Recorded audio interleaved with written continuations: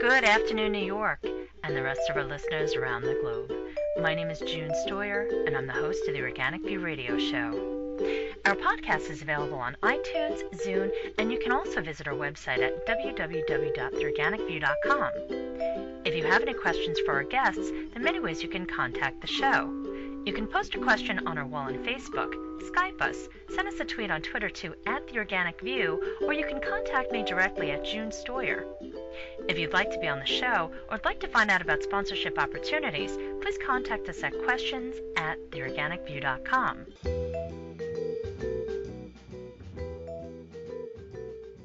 On today's show, Mr. Geoffery Antony will talk about a really interesting initiative he's working on called Hamstrong, which is to help raise awareness about animal cruelty. So I'd like to welcome to the show Geoffery Antony. Good afternoon, Geoffery, and welcome to the show. Hi, John. How are you? So great to have you, Geoffery.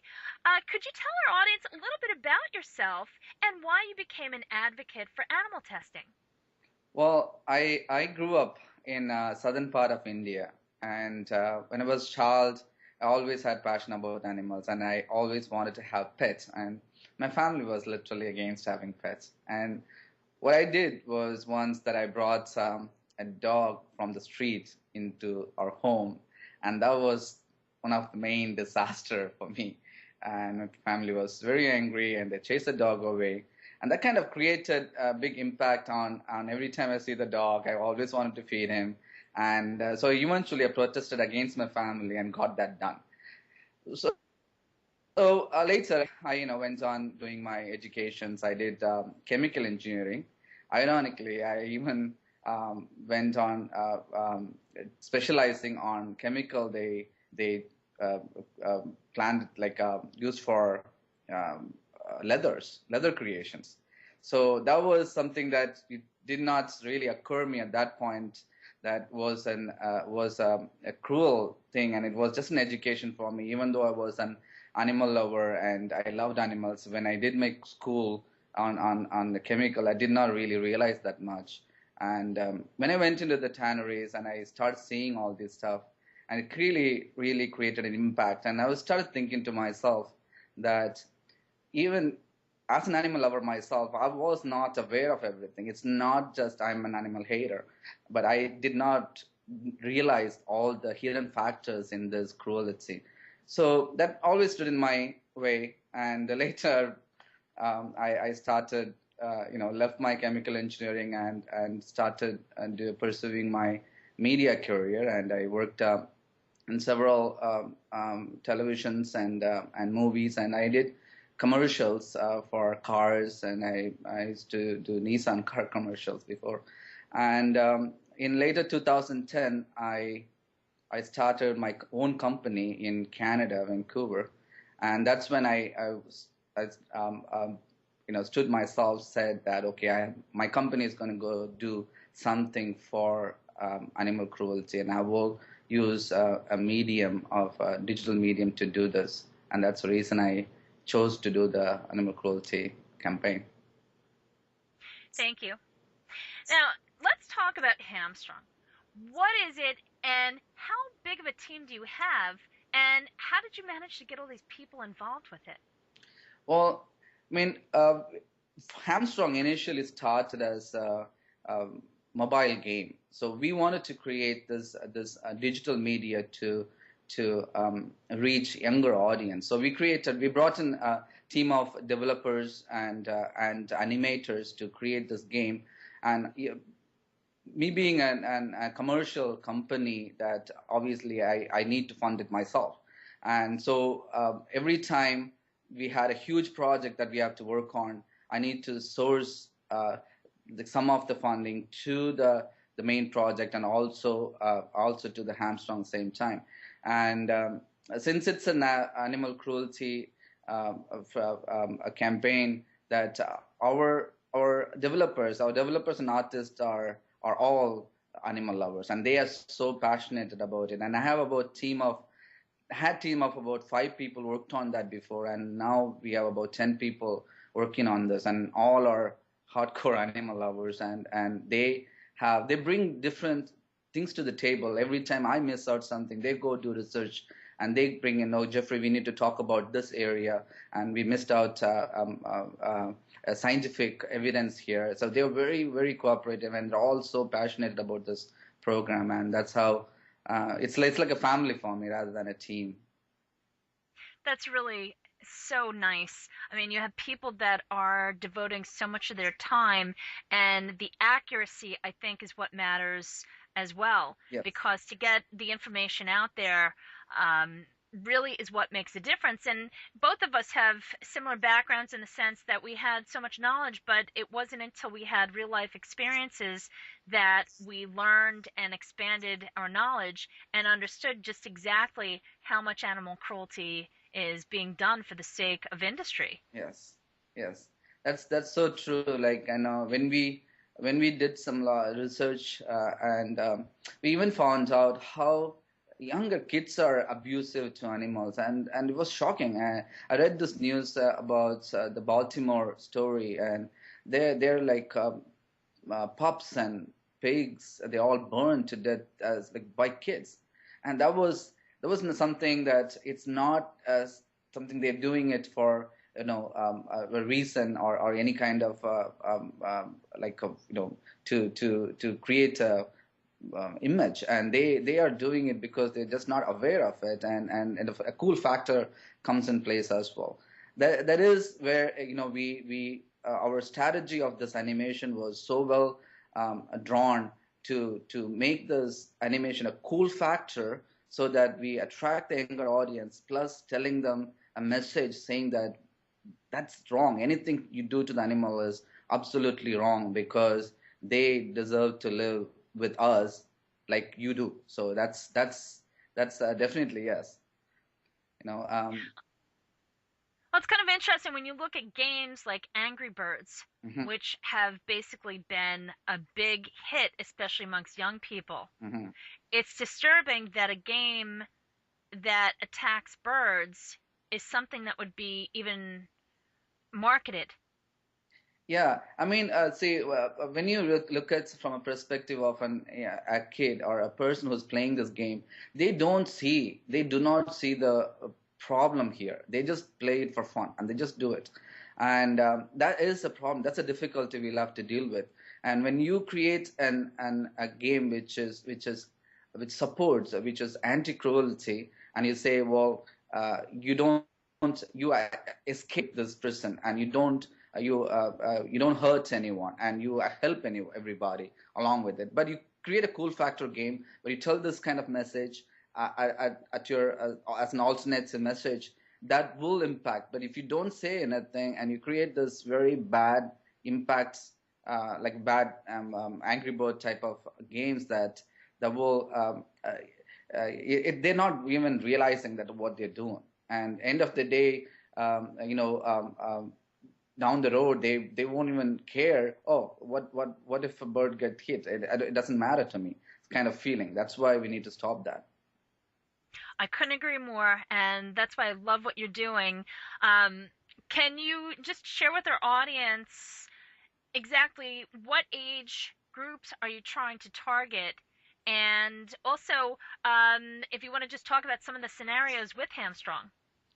Well, initially when we started the game, the target audience was about from early teens, so probably like maybe 9, 10 to 17, 18 years old. But when we decided to do the TV component animation, we thought, okay, we can incorporate some adults messages, but not showing gruesome images or not showing anything that will chase the kids away.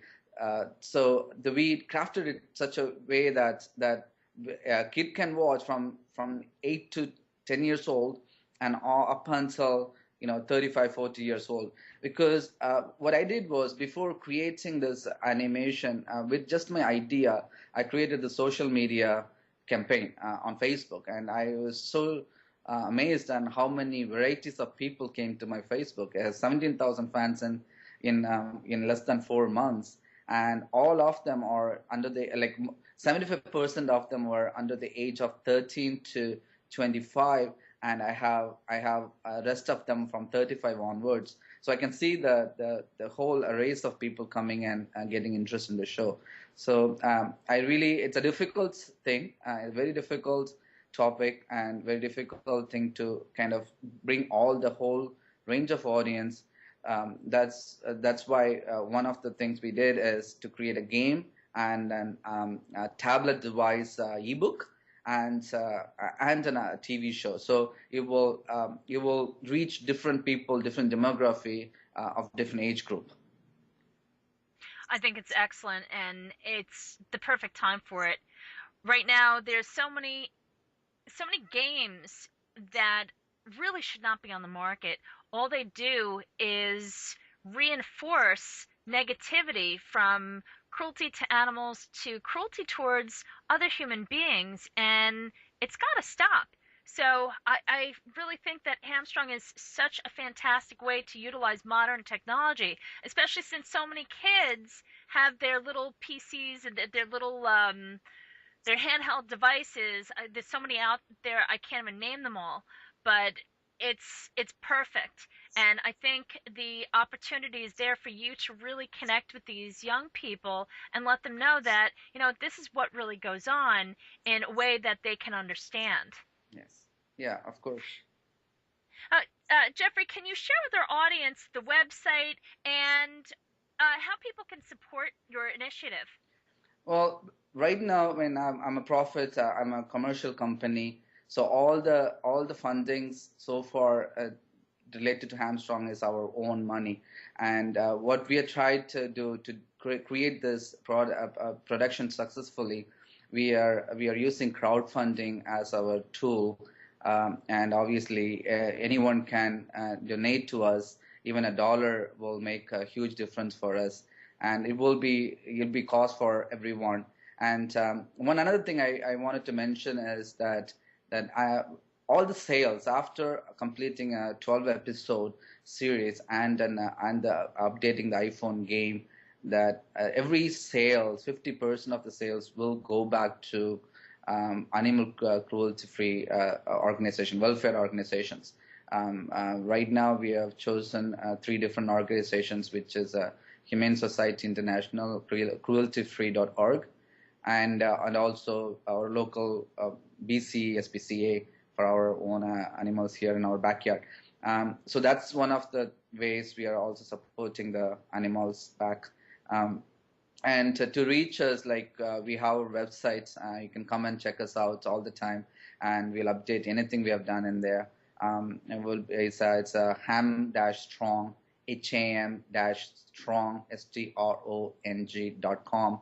And we also have Facebook. If you come to our website, you'll have all the links in there. And you go to Facebook, you can see what we have done and what people are talking about us, and you can interact with us as well. It's just a community, so we all have to work together to make a better place for animals. Geoffrey, I just want to ask you about the actual development part of this.